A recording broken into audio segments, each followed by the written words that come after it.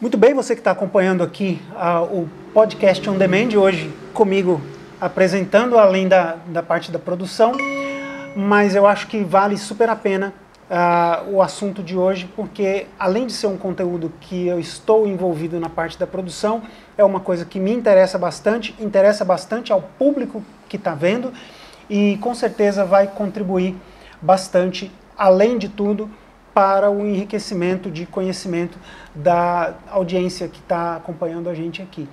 E hoje, super especial, com a minha querida Andréa Ávila, psicóloga, minha amiga e grande pessoa que eu tive o prazer de conhecer. Então, vamos lá, Andréa, obrigado por abrir esse espaço para a gente poder conversar dentro da janela de produções que a gente está fazendo do seu curso. Sim, novamente. Novamente. Então, é uma alegria muito grande e uma responsabilidade para mim sair da parte de trás das câmeras para a gente estar aqui conversando, mas também é uma responsabilidade, porque quando a gente sabe que tem a possibilidade de trazer um conteúdo e se tornar verdade para as pessoas, ele se tornou verdade para mim, então eu acho muito importante trazer também para a audiência esse assunto. E vamos lá. A psicologia e os relacionamentos, ou como as pessoas se relacionam com suas próprias emoções e esse desequilíbrio, o que pode causar e como a psicologia, e em consequência, como que o seu curso pode ajudar as pessoas a criarem esse balanço, esse equilíbrio entre o seu relacionamento com as próprias emoções. Bom, primeiro obrigada, né, pelo convite do podcast, vai ser um prazer responder tudo isso. Tem muito pano para as mangas, né, o assunto também chega a ser polêmico, mas a psicologia ela é bem direta e bem tranquila em relação a esse fato de relacionamento, né, o que você traz, o que você leva, o que tem incluso aí dentro dessa questão de se relacionar, né, das relações interpessoais. E já começando a responder a tua pergunta, eu trabalho com a psicologia cognitivo-comportamental, como a gente já comentou, né, no curso, e a gente trabalha muito com estímulos e respostas. E em relação a relacionamentos, eu costumo dizer que as pessoas que sabem se relacionar, elas veem os estímulos, elas filtram os estímulos que elas recebem das suas relações e elas sabem emitir uma resposta positiva. Como é que é uma resposta positiva, Café? Uma resposta que não traga traumas. O bom relacionamento é aquele que existe uma via de mão dupla onde os dois se completam. E quando eu digo os dois, eu não só estou falando de relacionamento amoroso. Eu estou falando de qualquer tipo de relacionamento. Amizades que se completam, né? Famílias que se relacionam bem, que se completam, incluindo nessa complementariedade toda as diferenças. Né? O que é importante as pessoas entenderem para que elas tenham uma boa relação? Que todos nós temos diferenças e essas diferenças precisam ser respeitadas. Não só respeitadas, mas elas precisam também ser analisadas para que você verifique se esse relacionamento, se essa diferença neste relacionamento vai ser salutar. Para esse relacionamento crescer, aí eu já estou falando de relacionamento amoroso, né? Vamos enfatizar no relacionamento amoroso, porque o que eu vejo hoje em dia? Existe um índice muito grande de separações, né? Se você perceber, e a gente sabe nas pesquisas, que as pessoas se separam muito, casa-se bastante, mas também se separa muito, né? E quais são as justificativas? Eu recebo muito no consultório justificativas das mais simples que você imaginar, né? Das mais bobas, né, que nada é bobo, isso vai depender muito do contexto de quem está vivenciando essa relação, para as mais complexas. E por que as pessoas se separam, no caso do relacionamento amoroso? Porque elas não sabem lidar com a frustração de não entender o lado negativo do outro. Né? Então eu sempre falo, no namoro, o namoro existe para quê? Para fazer o teste, né? Será que essa coisa vai dar certo? Será que não vai dar? Só que é um teste enganoso, porque quando você se encontra no namoro, você só se encontra para namorar. Você não convive. E é aí que está. As coisas vão aparecendo a partir do momento em que existe a convivência diária, né? Ninguém é 100% belo, ninguém é 100% feliz. né? Todos nós temos as nossas dores, todos nós temos o nosso lado negativo que aflora ao longo do dia, né? Então as pessoas precisam entender que não é o outro que está me trazendo algo ruim, sou eu que sou intolerante para lidar com o lado ruim do outro. Tem a questão também da expectativa que vai sendo gerada, a expectativa que vai sendo gerada sobre o outro. Sim. E aí vai pegar também num gancho que eu acho interessante a gente pegar, que é como eu me relaciono diante das minhas próprias expectativas, ou como eu escondo as minhas expectativas, deposito essas expectativas no outro, e isso vai gerando uma dependência emocional naquela outra pessoa, para poder suprir um problema, suprir uma falha, uma necessidade que eu tenha. Então, na verdade, às vezes nem é sobre mim ou o que eu estou buscando, mas uma expectativa sobre o outro, que acaba entrando na parte do relacionamento interpessoal e de um relacionamento que eu acho, como leigo, que pode ser uma coisa muito perigosa, que é como a pessoa se relaciona fantasiosamente, ou como a psicologia trata de um pensamento disfuncional, sobre essas expectativas. Isso pode acabar desenvolvendo um relacionamento doentio, ou quem sabe uma doença, um transtorno. Então, por que as pessoas adoecem emocionalmente? Justamente você acabou de falar, por causa disso. E é sobre você sim, não é sobre o outro, é sobre você. No final, Café, tudo é sobre nós, tudo é sobre a gente mesmo. Você busca no outro aquilo que falta em você, você admira no outro aquilo que você gostaria de ter. Então, tudo, no final, no fim das contas, as coisas acabam sendo uma carência nossa. E por que acontece essa frustração que você relatou aí? Porque 90% dos nossos comportamentos e das nossas emoções, elas estão no inconsciente, né? E como estão no inconsciente, é um conteúdo que você não tem consciência, já está dizendo. Está no inconsciente. E você vai se relacionar diante do quê? Das expectativas que você criou para você daquela relação. Por que eu me frustro num relacionamento quando eu não tenho retorno daquilo que eu quero? Porque eu criei grandes expectativas em relação a uma coisa que não vai me trazer aquele retorno. Pode até trazer, só que a nível inconsciente, nós somos seres humanos altamente inconformados. Bem assim. Nós somos sempre inconformados. Presta atenção como quando tudo na sua vida está maravilhoso, Café, a gente sempre vai buscar alguma coisa para reclamar. É natural, né? É natural do ser humano a reclamação, o inconformismo. Tá? Mas por que isso acontece? Porque nós estamos sempre ligados às coisas negativas, nós estamos sempre dando muito mais atenção às coisas negativas. E o que acontece num relacionamento? Por que as pessoas acabam virando uma rotina que você se desfaz daquilo e você já não tem mais admiração pelo outro? Porque as pessoas, elas não sabem vivenciar, ver no dia a dia o que de bom o outro te traz. Eu costumo dizer que se você conseguisse elogiar pelo menos 2 vezes por dia o seu parceiro, a sua parceira, a probabilidade desse casamento acabar seria quase que nula. O elogio é como se fosse uma pílulazinha de manutenção emocional da relação. Uma água na plantinha. Bem isso mesmo. Água na plantinha. Entendeu?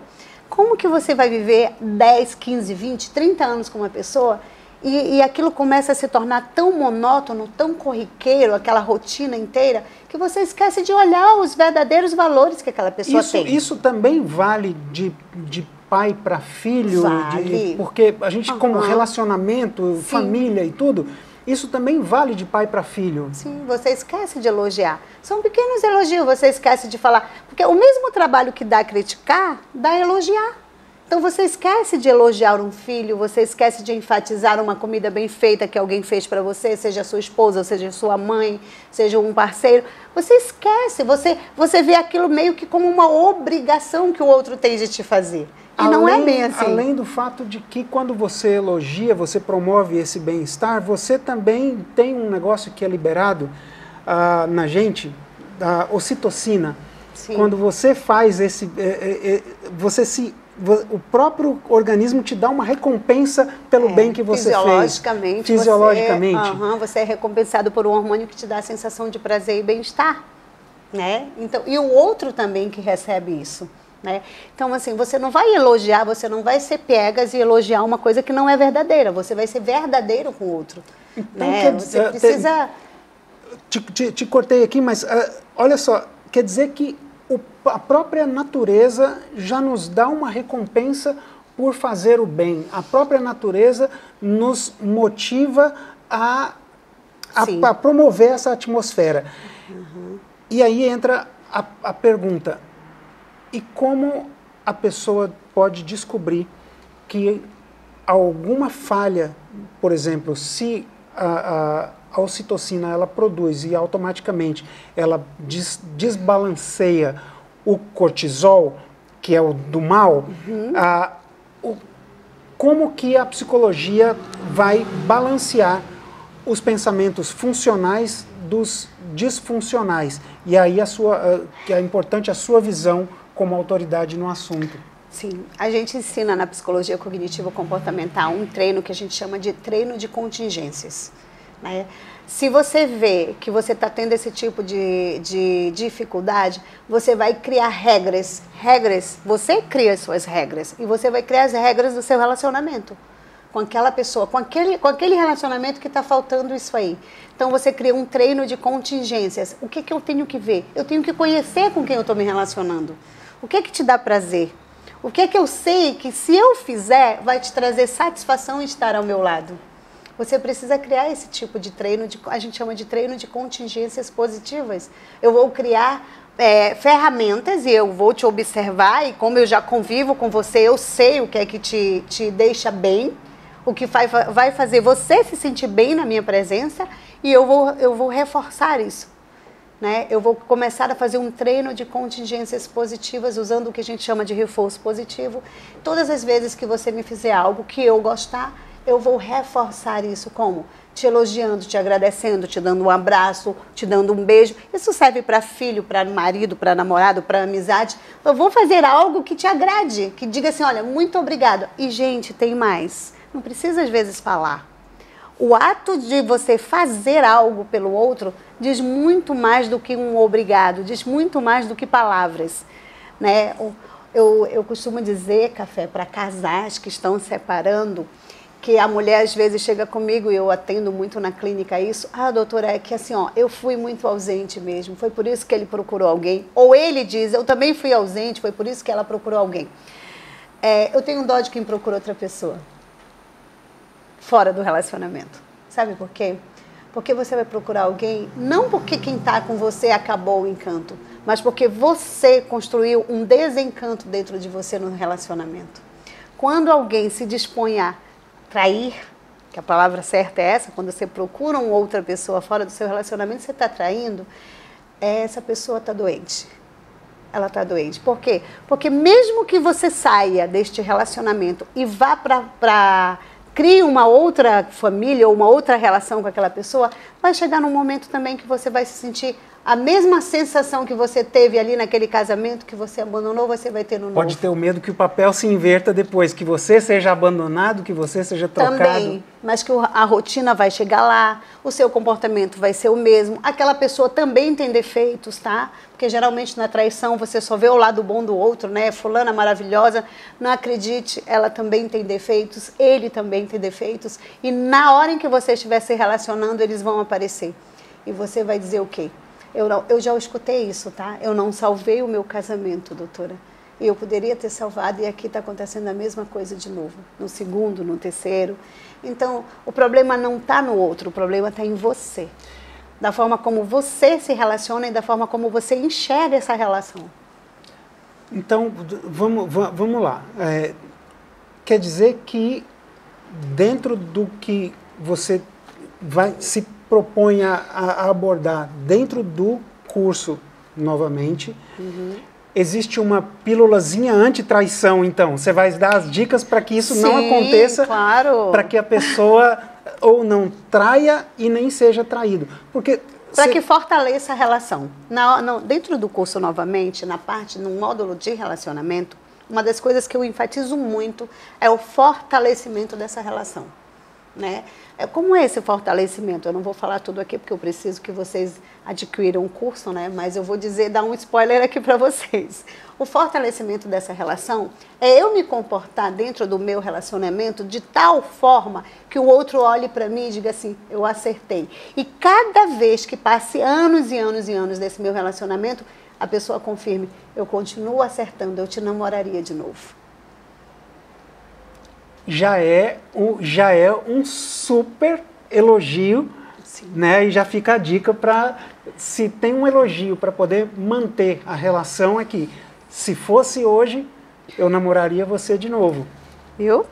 Você precisa perguntar isso. Eu sempre digo assim, ó, quando eu vejo alguém em crise, né, no relacionamento, eu digo para a pessoa assim, olha para ela, olha para ele e lembra da pessoa que te conquistou lá atrás. Cadê essa pessoa? Às vezes até você se perde. Quem foi você quando conquistou o seu marido, a sua esposa lá atrás? Quem era você? Por que você não volta a ser aquela pessoa? A gente sabe que nós mudamos, eu até falo no meu curso, né? De 7 em 7 anos nós mudamos, a nossa personalidade, ela se molda. Nós mudamos conforme o ambiente em que vivemos. Uma coisa muito séria, Café, que as pessoas precisam entender.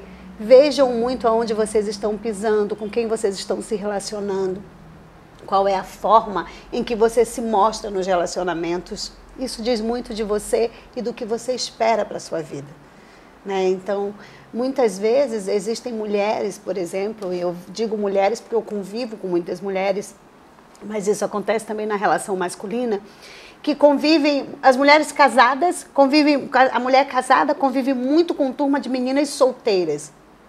Não é o mundo dela. Então, ela vai trazer para ela curiosidades que não é no mundo das casadas. Isso eu não estou querendo dizer, por favor, que você não possa ter amigas que não sejam casadas. Mas existe uma vida diferenciada da responsabilidade de uma mulher que tem uma família para cuidar e de uma moça, como eu já fui, de 27 anos, que só trabalhava, né, só estudava e não tinha filhos para criar, não tinha responsabilidade com casa. É uma grande diferença. E isso você tem que estar muito atenta, porque se você for fazer as comparações ou querer ter o mesmo ritmo, aí vai haver conflito.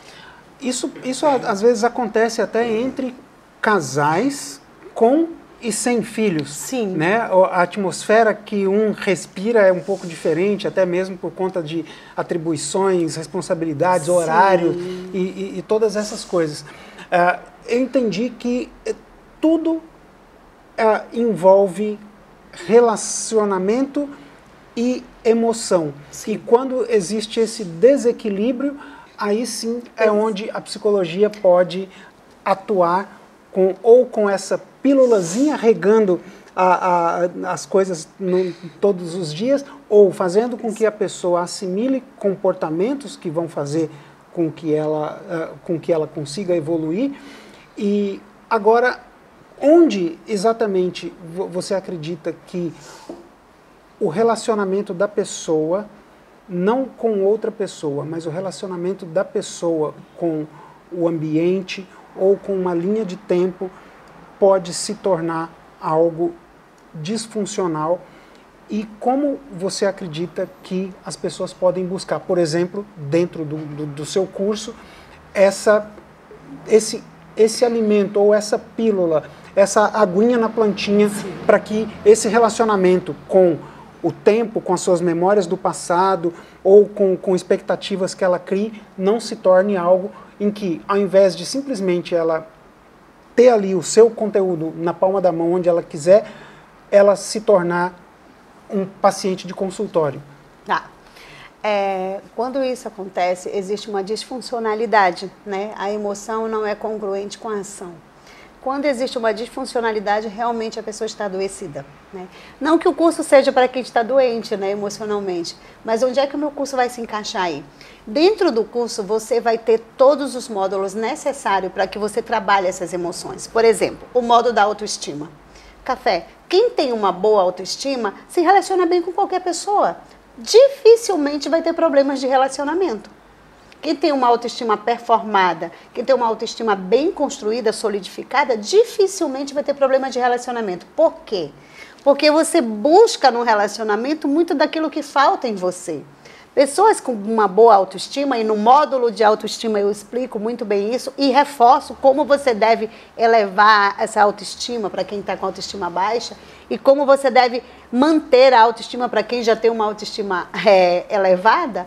Eu mostro muito no curso quais são os comportamentos que você tem que ter para que isso te dê segurança nas suas relações, tá? E um outro módulo bem interessante que a gente tem no curso de autoconhecimento, eu falo muito, eu ensino muito quais são as características das pessoas, o que é que elas têm que fazer para se autoconhecer, aonde elas têm que lapidar, onde elas têm que se moldar. Eu falo muito, você que grava, você vê, eu falo muito da questão da criança interior, que nós carregamos a vida inteira, mas existem adultos que são crianças da vida inteira, que se comportam como crianças, que têm comportamentos infantis no relacionamento. Aí, essa disfuncionalidade tem que ser trabalhada, né? E aí no curso a gente mostra isso. No curso de autoconhecimento, no módulo de autoestima e no módulo de relacionamento. Olha que legal. E você falando aqui, eu vou ligando os pontinhos. Fica à vontade. Porque tudo se conecta. Quem começa a se conhecer melhor, Sim. começa a se olhar no espelho de uma forma diferente, a sua autoestima fica diferente e a forma com que eu me posiciono, sabendo quem eu sou e como eu me vejo, Sim. determina como eu me relaciono. Como eu me relaciono. E aí, essa questão do relacionamento, ela vai valer para o ambiente profissional, pessoal, familiar, corporativo, para todos os tipos de relacionamento, para as suas habilidades sociais, né? Nós temos que ser habilidosos socialmente e a tua casa é uma sociedade, o teu casamento é uma sociedade. As pessoas falam de sociedade, acham que é tudo lá fora. A culpa, quando a gente vai culpar alguma coisa, né? A culpa é da sociedade. E a tua parte na sociedade? A forma como você se relaciona, inclusive na sua casa, faz parte da sociedade. Que acaba não sendo uma palavra tão genérica, né? A culpa é da sociedade, ou uma vítima da sociedade. Peraí. E você, quem é na sociedade? O meu casamento é uma sociedade. A amizade é uma sociedade. A amizade é uma aliança. Isso. O vínculo profissional é uma aliança. Então, são sociedades que vão se compondo. Então, faz total sentido isso. Como eu me relaciono dentro que você falou, das habilidades sociais e como isso vai determinar o meu comportamento, o meu sucesso ou o seu fracasso diante das situações, coisas ou pessoas, né? Tem aquelas pessoas que você diz assim, ó, nunca dá certo com fulano, nunca dá certo para fazer alguma coisa. Fulano sempre, né, são pessoas que não sabem se relacionar. Existem pessoas que elas não conseguem ter um tipo de bom relacionamento. E aí volto para a história da criança que a gente carrega. Todo mundo tem birra. Só que as crianças que fazem o que elas querem. Adulto faz o que tem que ser feito, né? Tanto no trabalho como no relacionamento. Então, assim, você não faz as coisas porque você quer, você faz porque tem que ser feito. E você é um adulto. Mesmo que essa criança interior grite dentro de você, deixa ela gritar. Porque isso é maturidade. Quando a gente faz alguma coisa que a gente está chateado, até no relacionamento, quando o outro te pede algo, para que você até mude um pouco, você está tentando e você está chateado, com raiva, deixa a criança interior gritar. Quando você é emocionalmente seguro, maduro, você não põe para fora. Eu até digo que as pessoas precisam aprender a respirar. Então, assim, a impulsividade diante de alguma resposta, diante de algum fato, de alguma situação que não te agrada, a resposta impulsiva, a história de quem diz assim, comigo é 8 ou é 80, não é bom. Não é bom. Você precisa saber mediar as coisas. Não é bom quem é 8, nem é bom quem é 80. Os dois perdem. Os dois lados perdem. Você precisa aprender a respirar e mediar as coisas, tá? Parar, pensar, seja maduro para se relacionar. E a maturidade na relação, ela não precisa ser 8 ou 80, ela não precisa ter a resposta imediata. Ela precisa ter a resposta correta no tempo certo para que você tenha uma consequência positiva diante daquela situação. Sem denegrir ninguém, sem machucar ninguém, para que os dois lados saiam muito bem resolvidos e ninguém esteja ferido. Esse é o relacionamento saudável, emocionalmente maduro. Espetacular. Isso já entra agora na parte do emocionalmente maduro e do cuidado que o adulto tem, que é o autoconhecimento, onde, ligando os pontinhos aqui, a gente começa a entender, então, a coerência do curso. Que você começa falando do autoconhecimento, da autoestima, até quando a pessoa entra na parte dos relacionamentos e como ela vai aplicar essas habilidades sociais. Agora, tem uma habilidade ou uma falta de habilidade que eu quero te perguntar, que eu gostaria muito de compartilhar, de que você compartilhasse esse conhecimento, que é o relacionamento da pessoa com o dinheiro. Mas isso aí a gente já vai conversar, a gente vai conversar já sobre isso. Tem um módulo só sobre psicologia do dinheiro. O dinheiro é emoção, Café. A gente vai conversar sobre isso. Mas o dinheiro é pura emoção, pessoal. O dinheiro é pura emoção. E depois do módulo de relacionamento, quando eu te ensino a realmente se relacionar, a solidificar, aprender a molhar a plantinha, deixar a coisa bem sólida, aí a gente vai para o módulo da psicologia do dinheiro, porque é uma das causas maiores de separação. A grande causa das grandes separações entre os casais é financeira. Não dá. Depois que você se relaciona bem, você precisa aprender a lidar com o dinheiro para que você não venha a passar por isso. O relacionamento com o dinheiro vai determinar também como vão ser os outros relacionamentos. Então, vamos continuar essa história então depois sobre a psicologia do dinheiro. Vamos sim.